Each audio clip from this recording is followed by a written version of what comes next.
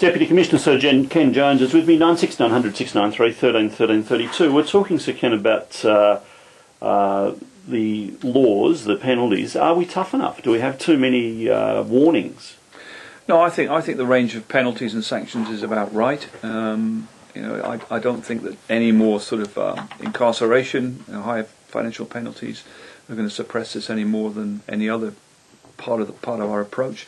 What we do need to see is more activity around education, and more around harm reduction, health you mentioned, and of course us to be increasingly successful at enforcement. There's been new pressure or new suggestion of safe injecting rooms in the city of Yarra area. Your view on that? Yeah, I heard about that. The experience that I have of those and the evidence that I looked at last week tells me it's not a good idea.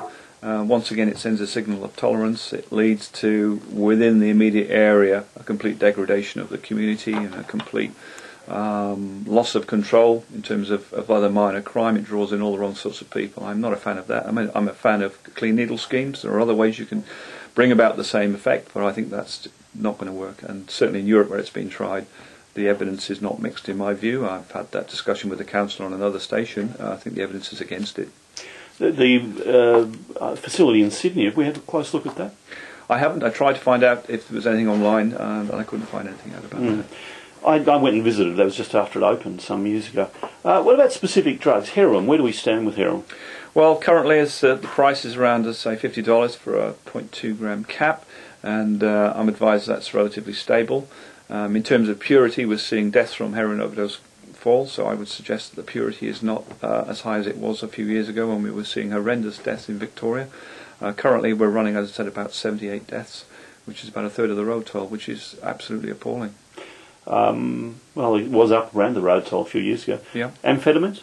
Amphetamine is a growth issue for us. It's not the speed of old, and the boomer generation just thinks speed when they hear the word amphetamine. It's being there's innovation around the use of amphetamine by the criminal chemists, and this is where crystal meth comes from. This is where some people who are buying Eki tablets, ecstasy tablets in clubs and bars are actually buying amphetamine variants.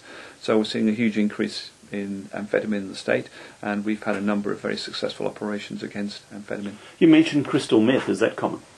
It's not common, but it is available. That's horrendous, isn't it? It is. It's an incredibly addictive drug, and it's an incredible potential to destroy lives and potential. Once people start in on that, I haven't seen much evidence rather of people getting out of it. I saw a doco recently about a little community in Sydney, and it was just heartrending to see the destruction that drug had wreaked on a number of people's lives and the people around them, their friends and family, over decades. So are we seeing more of it in Victoria? Well, we're seeing a more or less a constant availability of it, yes. Cannabis? Cannabis is a huge problem. We're seeing more cannabis around of a higher potency, higher THC. This is now linked, I think the evidence is clear, to psychosis, as well as it brings all the other problems that inhaling smoke does to people's lungs, such as lung cancer. We've had an incredibly successful operation recently, Operation Entity, where we took out 170 grow houses. And all I would say to people who think a bit of weed is harmless, it's not for your health anyway, because of the high potency THC.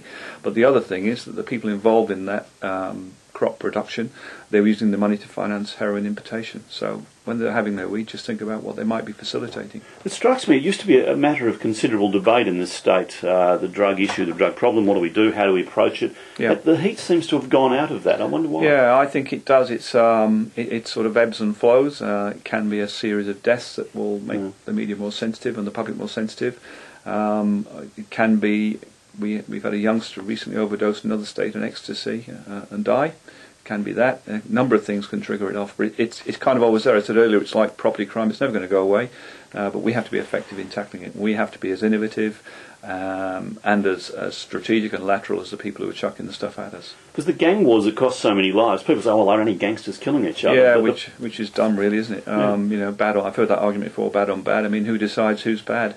Where does that end? There's due process, criminal justice processes, which begin often with police investigation, and we need to support those processes as the right processes to take people on. But certainly should give us an idea of the size of the industry. We're talking hundreds of millions of dollars, and people are worth killing people for. So yeah, it's absolutely. Once you get competition for turf on that scale, that's where it ends. It begins with standover, and you'll see an escalation of violence, and it ends in killings.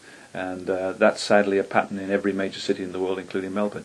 But a successful series of operations got across that in the last few years, and it's up to us to make sure we don't see an outbreak like that ever again. I read reports of bikie gangs being involved in the, as part of organised crime in the drug industry. Is that true? Yeah, we've got strong intelligence and some evidence that, they're involved in that. They're involved in other things, including standover, but certainly courier in terms of drugs. And we work with our interstate partners and federal partners to contest and combat that.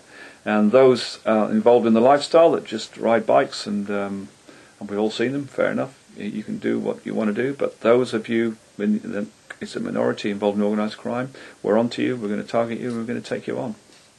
You've got the legal power now, you've got enough?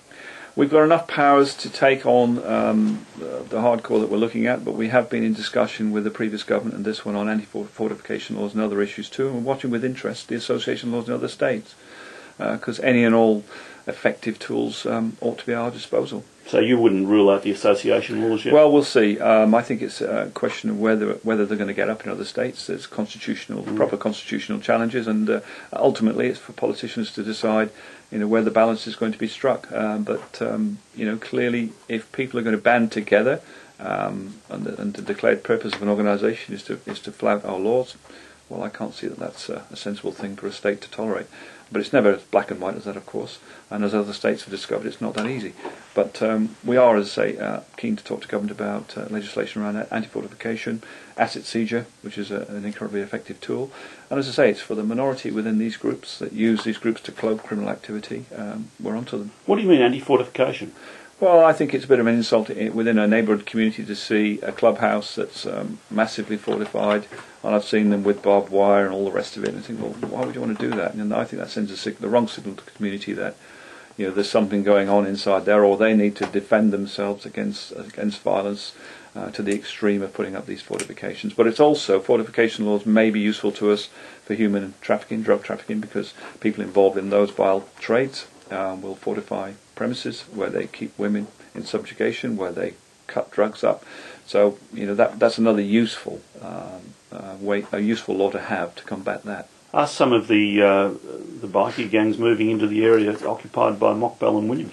No, I don't think so. I think that talk of people moving around the states looking for an easier is not so, because having looked into quite a few bikies within the state, they're like me and you, Neil. They've got families and they've got connections and contacts. So there isn't this mass migration from one place to another. But what there is, they will take a view about where it's easier to conduct business, which state it's easier to conduct business in, and they're rational people in that respect. So that's what they'll do. And that's why they're looking at Victoria. Well, I wouldn't say that. I'm not going to say that. But clearly, anyone will look to the least line of resistance. But not just the moving around. I mean, are they moving into those areas that were Mockbell and Williams? No, I think they're involved at the facilitation, some of the courier work, and they'll be working for different people. Look, thank you very much for coming in. I need to ask you a couple of things. A rumour file suggested you're going to the Metropolitan Fire Brigade. Well, can I put the fireys' mind at rest this morning? That's not the case. And good luck to whoever gets that job. It's an important, very important player for us. Your personal future, have you resigned? Well, I've nothing to add to what Simon said last week. We both of us, and on all of us in fact, we just want to get on with the issues to hand. There's some pretty important tasks for policing ahead, and it's not good for the community or the members really for us to speculate about futures. And so I'm not going to make any comment beyond what Simon said last week. And the working relationship with others? We have a good professional relationship, and as I say, we're just getting on with business. And some of the nonsense I read over the weekend, I felt obliged to make a comment that, for example, government haven't asked me if I wanted to be the chief. There isn't a vacancy. We've got a chief commissioner, and we're just getting on with business, and that's what I think the community want us to do. Thank you very much for your time. Thank you.